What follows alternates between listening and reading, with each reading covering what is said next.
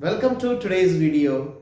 Today you are going to study about part 2 of class 9 chapter 1 matter in our surroundings.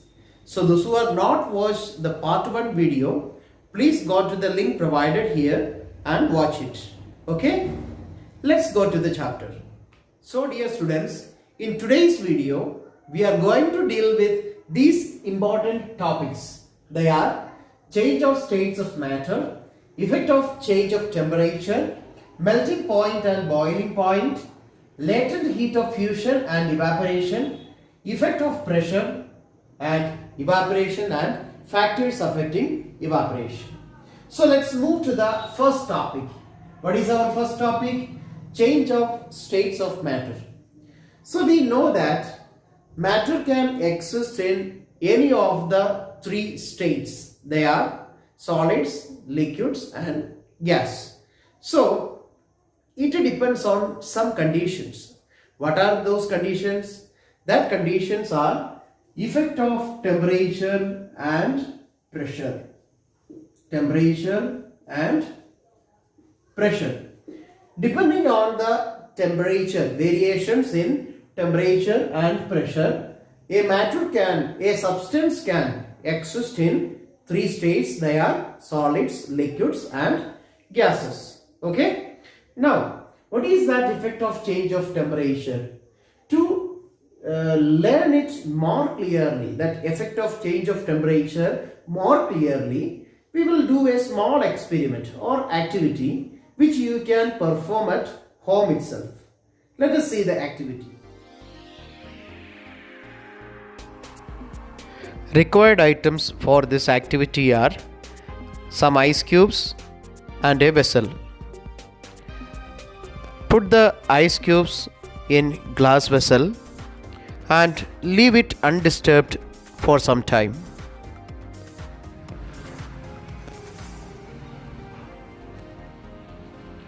After some time, on close observation you can see that the ice slowly starts melting. That means the ice crystals starts change the states of matter.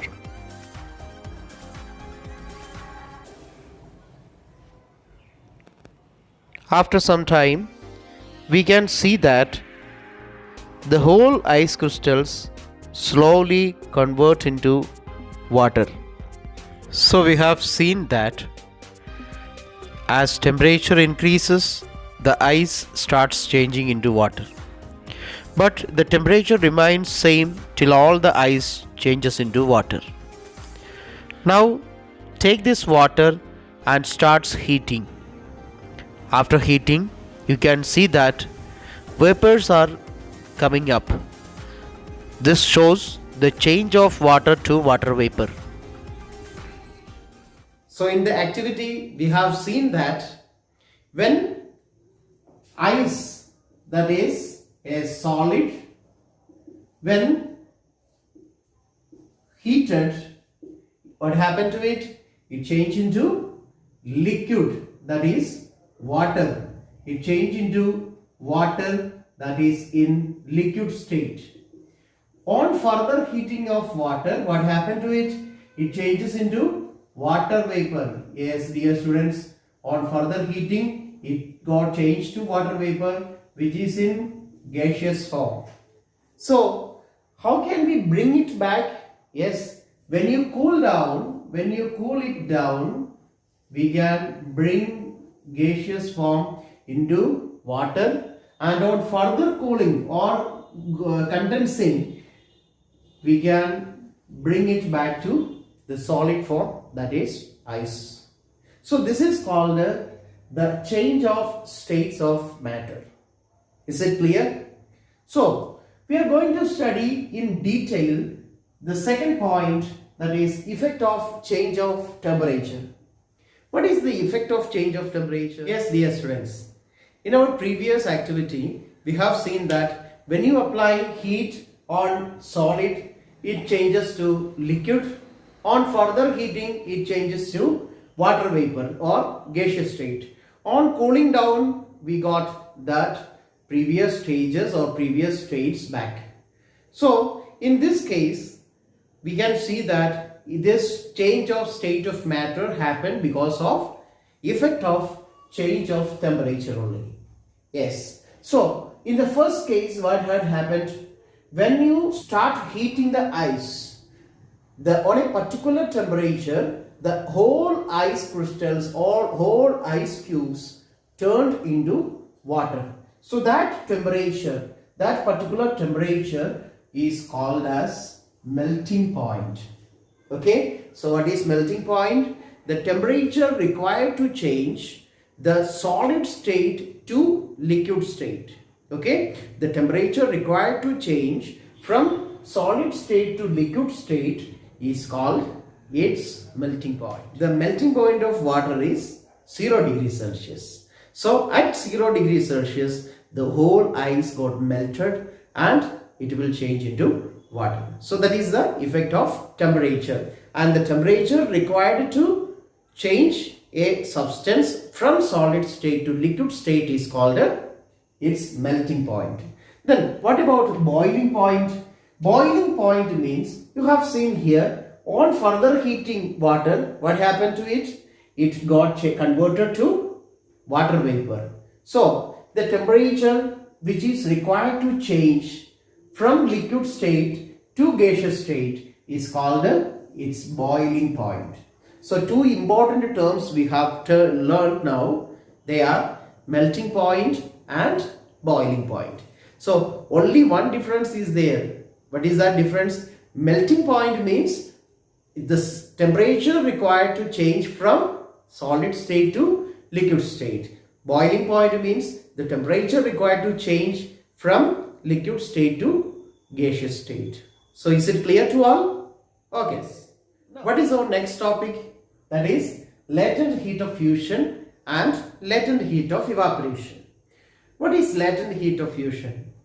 In our previous activity, you have seen that when you take ice cubes in a glass tumbler and suppose we are heating it, the ice cubes which took in glass tumbler, suppose if you heat it, what will happen? That ice cubes will turn into water.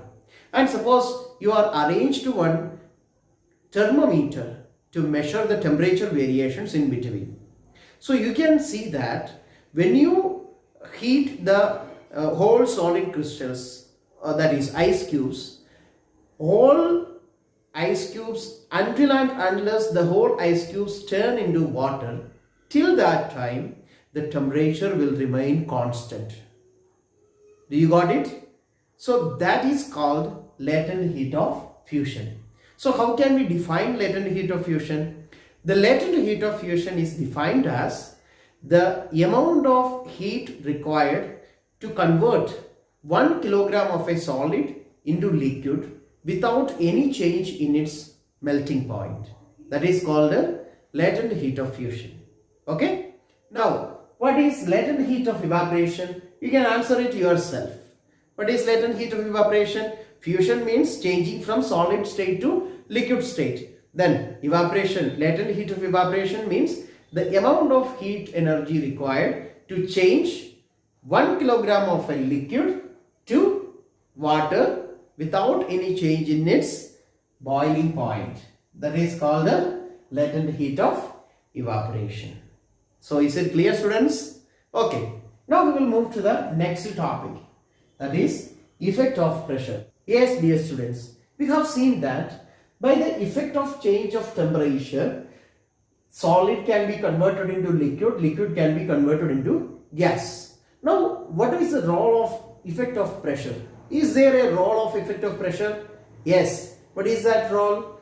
If you regularize or if you increase the pressure and decrease the temperature, a gas can be converted, or we can bring back the state of gaseous to liquid state, and that process we call it as liquefaction. What is the name of the process? That process we call it as liquefaction. Liquefaction is the name of the process. Okay. Now we have seen that ice to water, water to water vapor. solid to liquid, liquid to gas. And on cooling, we will get gas to liquid and liquid to solid. Now is there a term which is solid directly to gas? Is there a process?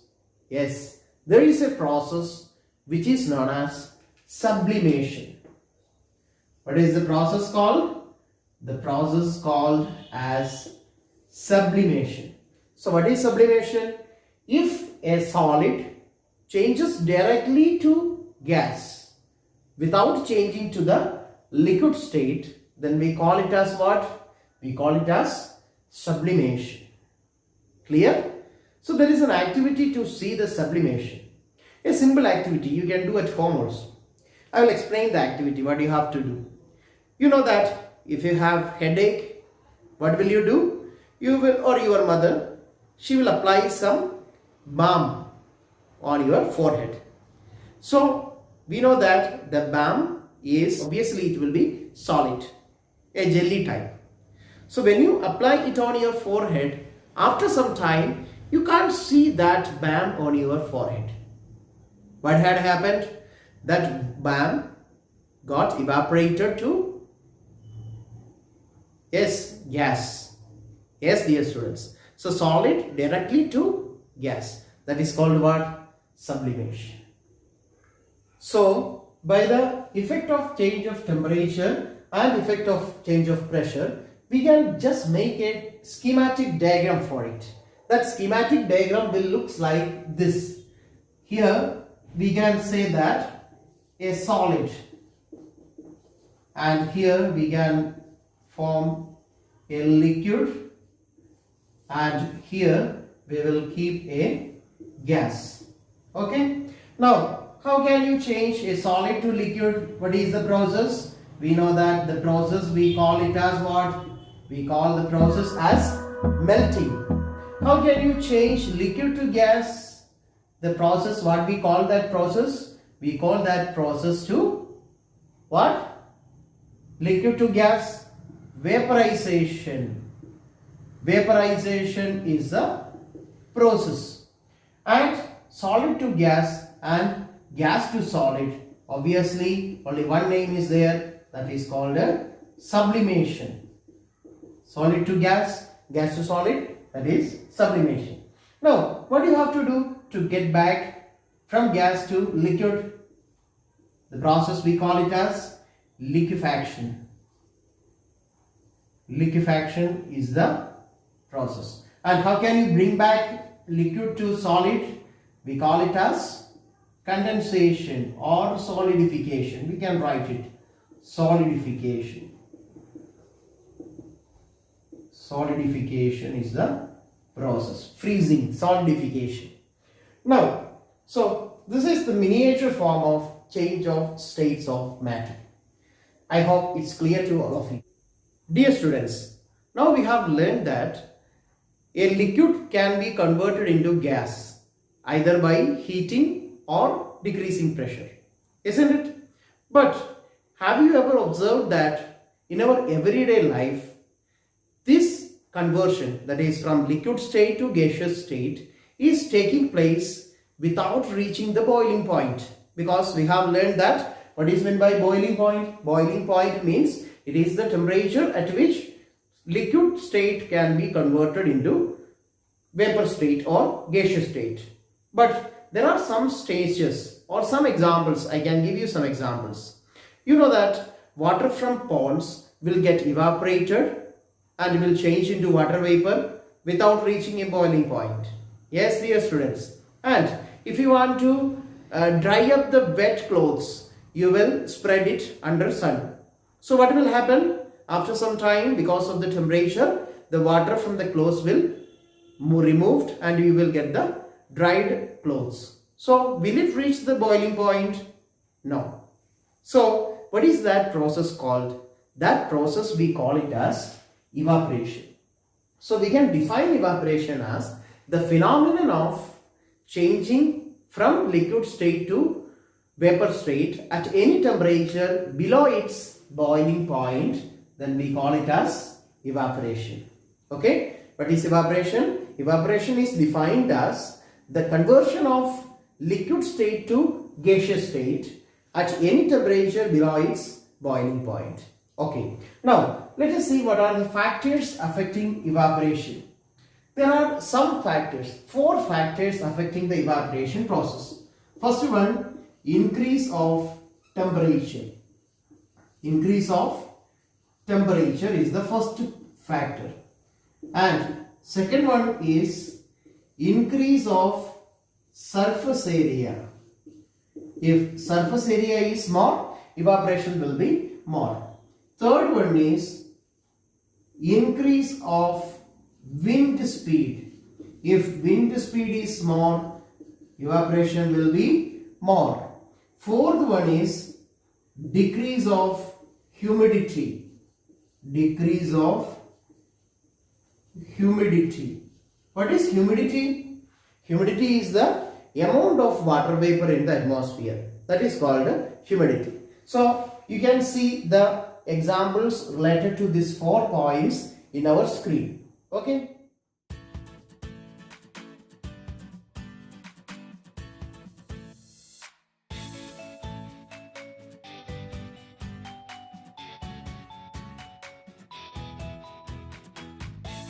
Now, dear students, this evaporation causes some cooling. There are some instances or examples from our day-to-day life I can give you. For example, suppose if you will take acetone. Do you know what is acetone? It's a chemical. Or if you don't have acetone at home, take the nail polish remover from your sister's or from your mother's makeup box. Okay? And take a drop of acetone and just keep it in your palm. So your palm will feel cool. How will you get that cool, or how will you get that coldness? You know what happened? When you keep the acetone in your palm, it will collect energy from the surroundings and will get evaporated. And that evaporation will cause cooling. Yes, dear students. There is another one example. You might have seen that during a summer day, summer season, fine morning, you might have seen that people used to sprinkle water on the roof or on the courtyard. What is the reason? Because it can cause cooling. Okay? And during summer season, we used to keep water in earthen pots, mud cup. There also the same reason, that is evaporation. That means evaporation causes cooling. We will get cooling because of evaporation. Okay, dear students, I hope today's all points are clear to you. Please comment if you have any doubt. So we will continue this with the next one, next chapter, more videos. So please do subscribe and visit the channel and share to your friends. Thank you.